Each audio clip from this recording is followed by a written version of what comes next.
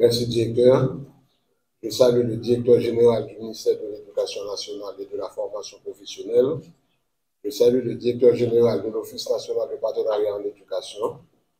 Je salue le coordonnateur de l'unité d'études et de programmation du ministère qui préside le groupe thématique gouvernance et financement de l'éducation. Je salue tous les collègues du ministère de l'Éducation nationale, de l'UNESCO et des autres partenaires techniques et financiers, ainsi que les collègues journalistes qui sont présents. Aujourd'hui, c'est notre troisième rencontre dans le cadre de la revue thématique qui précède la revue nationale conjointe de l'éducation. C'est un exercice de redevabilité mutuelle où tous les acteurs du secteur de l'éducation qui sont impliqués dans la mise en œuvre de la politique éducative d'Haïti, nous nous réunissons pour regarder le travail qui a été fait de 2020 jusqu'à 2025, pour constater les progrès que nous avons pu réaliser ensemble, les initiatives qui n'ont pas pu aboutir et examiner pourquoi ces initiatives n'ont pas abouti, et également pour formuler des recommandations, non seulement aux autorités du pays, mais aussi à tous les partenaires qui sont impliqués dans la politique éducative du pays. Pendant les autres activités de revue thématique, nous avons pu compter sur les participants qui ont fait le déplacement. On a fait des travaux qui ont abouti à des résultats qui vont être utiles pour le rapport qui va être produit dans le cadre de la revue nationale conjointe de l'éducation. Nous espérons qu'on va avoir les mêmes performances avec le groupe thématique gouvernance et financement de l'éducation. Toutes ces activités-là sont faites sous le leadership du ministère de l'Éducation nationale et de la formation professionnelle, avec la coordination de l'ONAPE et l'appui technique de l'UNESCO, ainsi que le groupe sectoriel de l'éducation, le groupe local des partenaires de l'éducation, GRPRH, qui soutiennent les activités de l'éducation en Haïti. Donc, nous espérons qu'avec la revue sectorielle conjointe de l'éducation, pour les 5 années qui restent, on va avoir de meilleures stratégies pour donner de meilleurs résultats dans la mise en œuvre de la politique nationale d'éducation en Haïti. Nous remercions tous ceux qui font le déplacement pour participer à ces activités, notamment les journalistes qui sont toujours présents pour pouvoir rapporter à la population en général les résultats des travaux qui sont réalisés ici. Merci beaucoup.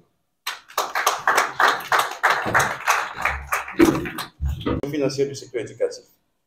Nous devons nous assurer que les politiques et les actions entreprises répondent aux véritables besoins de la communauté éducative et qu'elles tiennent compte des réalités socio-économiques et géographiques du pays. Nous saluons particulièrement l'engagement et le soutien de nos partenaires techniques et financiers qui nous accompagnent dans cet effort de réforme et d'amélioration continue du système éducatif. Leur appui est précieux et nous devons renforcer cette collaboration pour bâtir un cadre de gouvernance plus solide et plus performant. Mesdames et messieurs, ces 3 jours de travail doivent être productifs. Les premières avancées l'ont déjà été et nous voulons qu'ils soient orientés vers les recommandations pratiques. Nous comptons sur votre expertise, votre engagement et votre esprit de collaboration pour que les conclusions issues de cet atelier servent de base à une gouvernance plus efficace et plus résiliente. Ensemble, engageons-nous à faire de la gouvernance et de la finance des leviers de transformation du système éducatif au service d'une éducation de qualité pour toutes et pour tous. À tout seigneur, tout honneur, comme on dit toujours. L'élégance m'impose de passer la parole au professeur Roublin, DG du ministère de l'Éducation nationale, pour l'ouverture de cette journée de travail. Merci.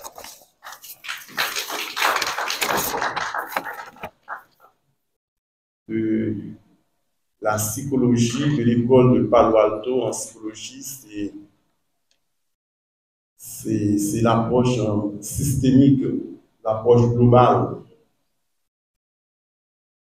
Et que je disais un jour à une rencontre au ministère de la Planification, Et j'avais dit que nous avons un plan stratégique de développement de l'éducation, un plan stratégique de développement du pays, et qu'on doit réhabiliter, parce que sans que ce plan-là est ambigueuse.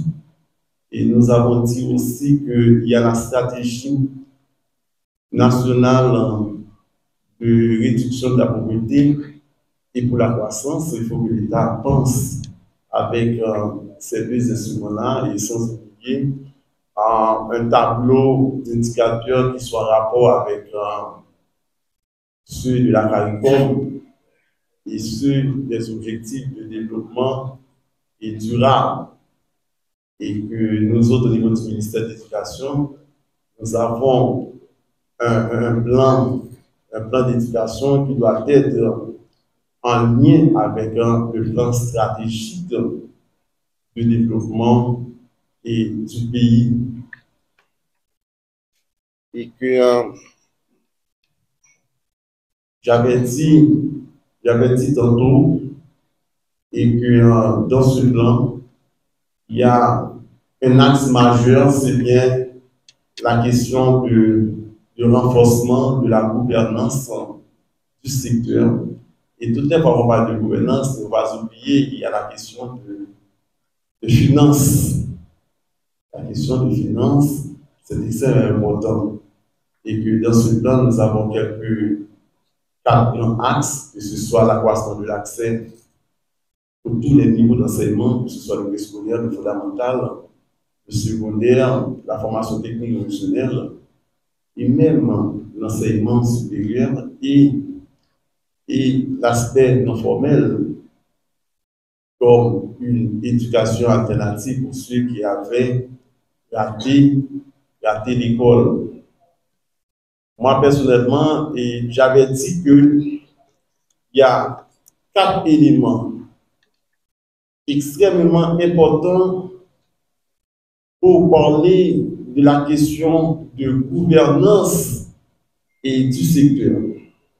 Et on sait déjà que, à part de la question de mission, parce que la mission du ministère, c'est d'accroître l'accès à des enfants à tous les niveaux d'enseignement de façon gratuite et obligatoire, pour que plus tard, ces enfants-là ne soient pas un problème pour la communauté, mais plutôt solution. Nous ne voulions pas avoir des enfants soldats, comme de nos jours. Pendant un moment, sans parler avec nous là, il y a un pile Timoun, il y a un pile adolescent qui est enrégimenté dans des gangs armés pour semer le deuil et la désolation dans les familles par des cas d'assassinat et de kidnapping.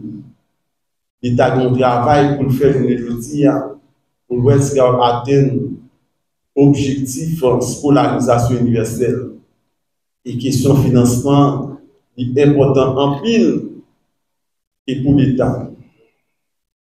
Et que dans notre plan, et que nous travaillons et sur nos axes aussi, c'est axe qualité.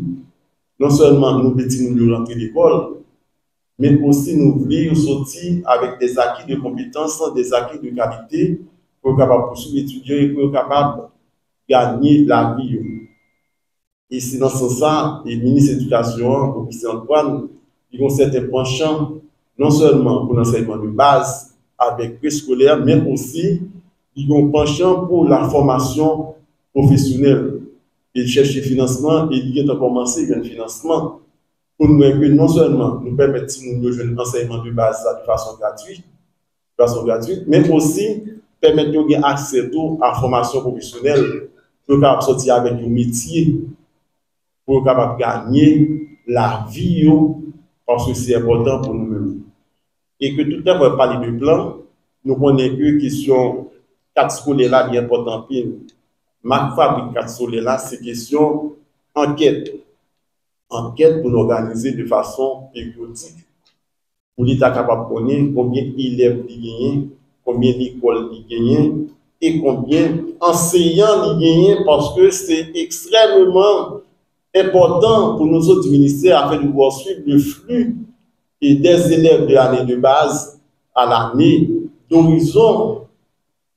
Parce que je ne dis pas, nous avons à peine 25% de monde qui fréquente l'enseignement de base de façon gratuite au niveau des écoles nationales. Mais notre travail pour nous, c'est de arriver à quelque 40% à l'horizon temporel 2030 qui correspondent aux objectifs de développement durable. Et question 4